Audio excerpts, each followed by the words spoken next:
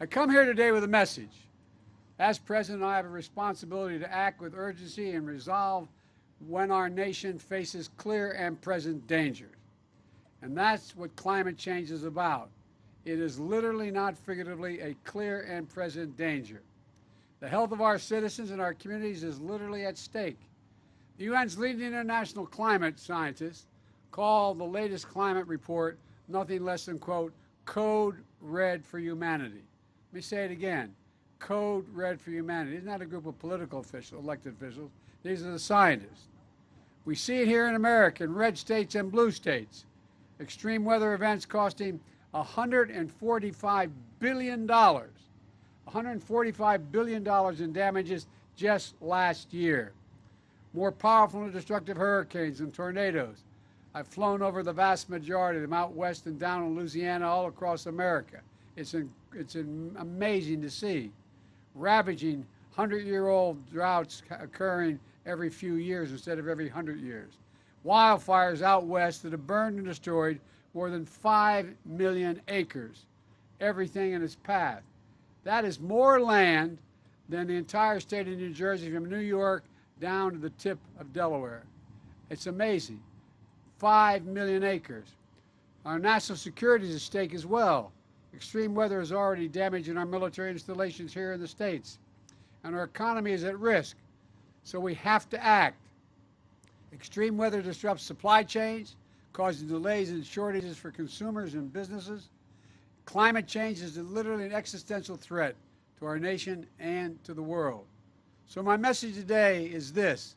Since Congress is not acting as it should, and these guys here are, but we're not getting many Republican votes, this is an emergency, and I will look at it that way. I said last week, and I'll say it again loud and clear. As president, I'll use my executive powers to combat the climate crisis in the absence of congressional actions, notwithstanding their incredible action. In the coming days, my administration will announce the executive actions we have developed to combat this emergency. We need to act.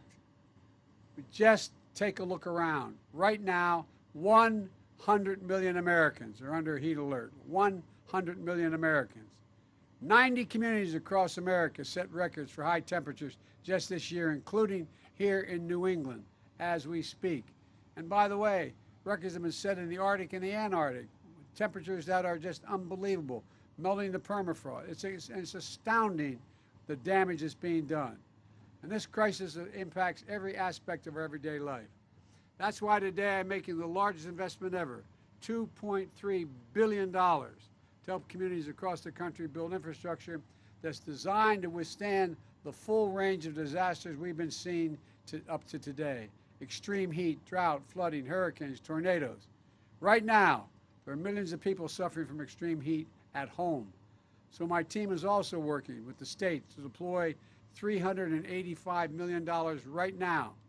For the first time, states will be able to use federal funds to pay for air conditioners in homes, set up community cooling centers in schools where people can get through these extreme heat crises. And I mean people in crises that are 100 to 117 degrees.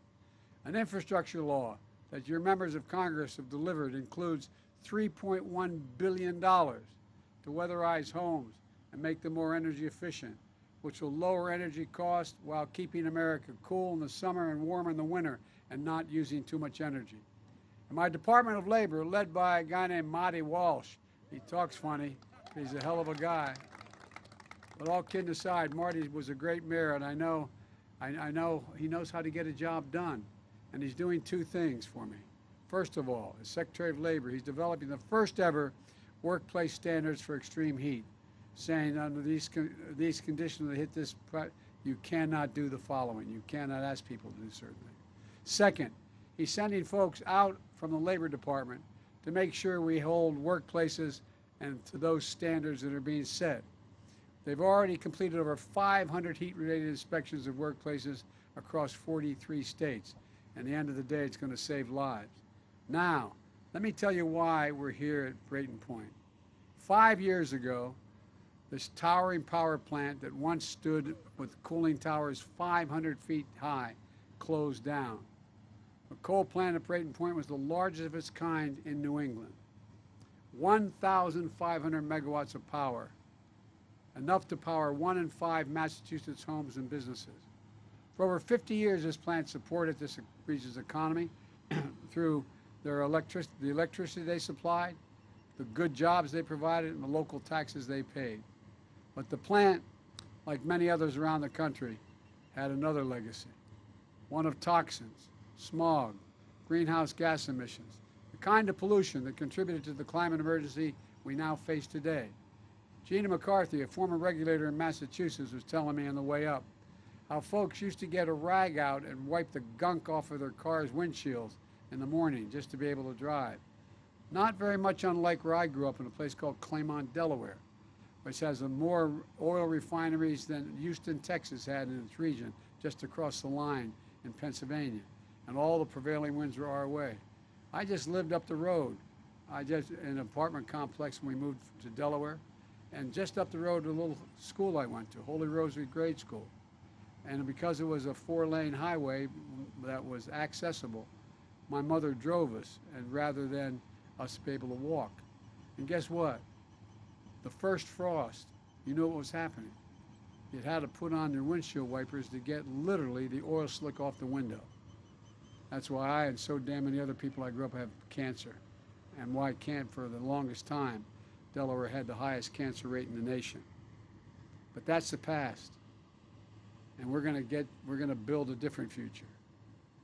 With one with clean energy, good paying jobs. Just 15 years ago, America generated more than half its electricity from coal-fired plants. Today, that's down to 20% because there's a big transition happening. Many of these fossil fuel plants are becoming sites for new clean energy construction. Others are switching to new clean technologies. Look at Brayton Point. Today, Brayton is on the frontier of clean energy in America. On this site, they'll manufacture 248 miles of high-tech, heavy-duty cables.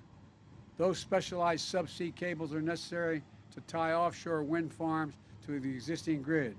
Manufacturing these cables will mean good-paying jobs for 250 workers, as many workers as the old power plant had at its peak. And the port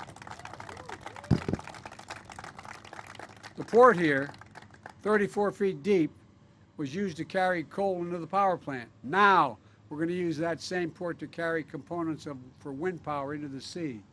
The converter station here and the substation nearby are the assets that move energy across the power lines. They'll now move clean electricity generated offshore by the wind. Enough power to power hundreds of thousands of homes onto the grid, putting old assets to work, delivering clean energy. This didn't happen by accident. It happened because we believed and invested in America's innovation and ingenuity. One of the companies investing in the factory here joined me at the White House this month, Vineyard Winds, whose CEO told me about the groundbreaking project labor agreements they've negotiated would create good-paying union jobs. And I want to compliment Congressman Bill Keating for his work in this area. I'm also proud to point out that my administration approved the first commercial project for offshore wind in America, which is being constructed by Vineyard Winds.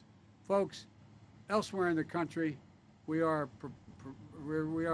propelling retrofits and ensuring that even where fossil fuel plants retires, they still have a role in powering the future. In Illinois, for example, the state has launched a broad effort to invest in converting old power plants to solar farms, led by Governor Pritzker.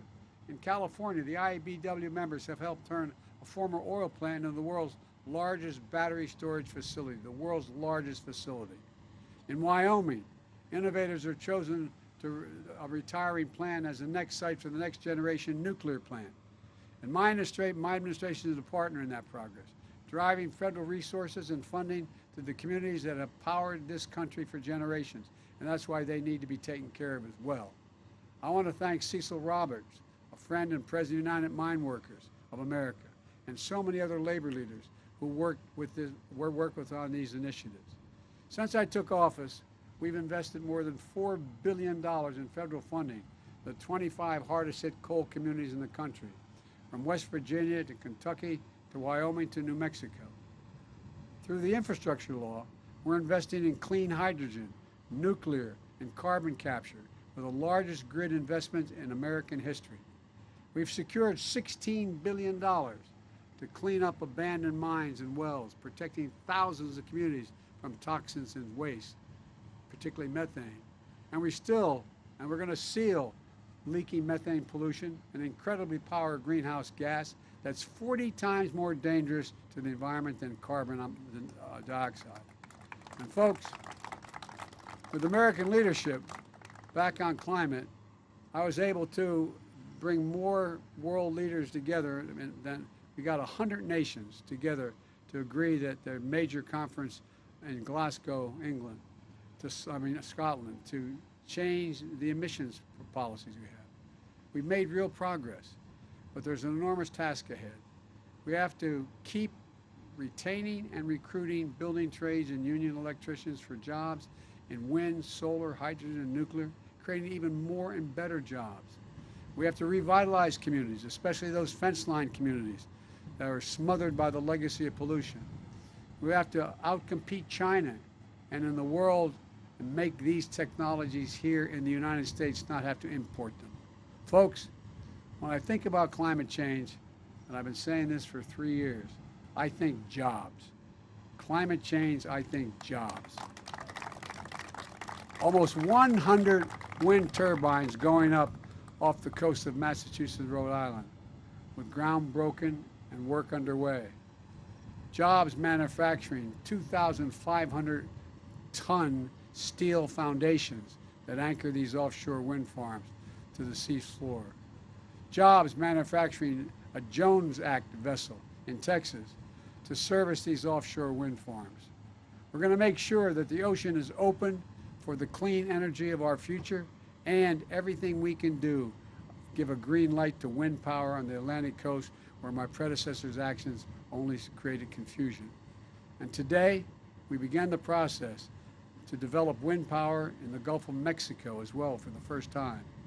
A real opportunity to power millions of additional homes from wind. Let's clear the way. Let's clear the way for clean energy and connect these projects to the grid.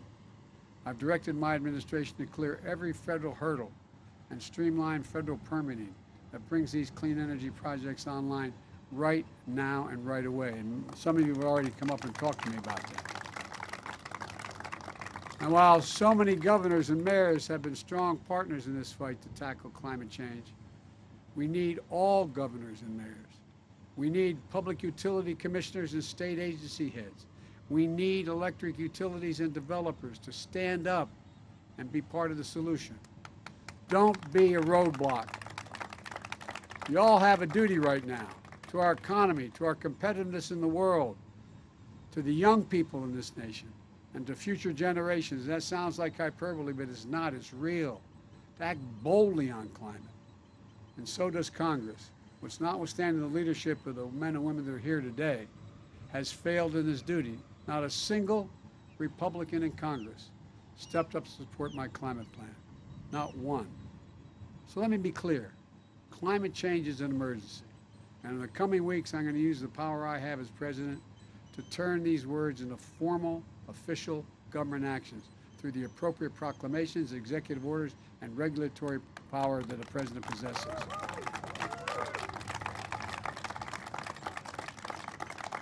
When it comes to fighting for climate change, I will not take no for an answer. I will do everything in my power to clean our air and water, protect our people's health, to win the clean energy future. This, again, sounds like hyperbole. Our children and grandchildren are counting on us. Not a joke. Not a joke. If we don't keep it below 1.5 degrees centigrade, we lose it all. We don't get to turn it around. And the world is counting on us. This is the United States of America. When we put our hearts and minds to it, there's not a single thing beyond our capacity. I mean it. When we act together. And of all things we should be acting together on, it's climate. It's climate. And by the way, My dear mother, God rest her soul, used to say, Joey, at everything bad, something good will come if you look hard enough. Look what's happening. We're going to be able to create as many or more good-paying jobs. We're going to make environments where people live safer. We're going to make the air safer. I really mean it. We have an opportunity here. I'll bet you when you see what's happened here in this cable construction here, manufacturing, and you go back and ask all the people who grew up in this beautiful place what they'd rather have. They want the plant back with everything it had, or what you're going to have. I will be dumbfounded if you find anybody other than for pure sentimental reasons saying, I'd rather have a coal plant. I'll end by telling you another quick story. When we moved from Scranton, when coal died in Scranton, everything died in Scranton. And my dad wasn't a coal miner. My great-grandfather was a mining engineer. But my dad was in sales, and there was no work. So we left to go down to Delaware. I told you where those oil plants were. But I remember driving home when you take the trolley in Scranton, going out North Washington and Adams Avenues. Within 15 blocks, we didn't live in the neighborhood, the most prestigious neighborhood in the region, in the town where the Scrantons and other good, decent people live. There was you'd go by a wall that my recollection is was somewhere between 15 and 18 feet tall. And it went for essentially a city block. And you could see the coal piled up to the very top of the wall from inside. It was a coal-fired plant. A coal-fired plant. And all of that, all of the negative impacts of breathing that coal, the dust, were affecting everybody. But at the time, people didn't know it, and there wasn't any alternative. Folks, we have no excuse now. We know it. There are answers for it. We can make things better in terms of jobs. We can make things better in terms of the environment. We can make things better for families overall. So I'm looking forward to this movement. Thank you, thank you, thank you. May God bless you all, and may God protect our troops. Thank you.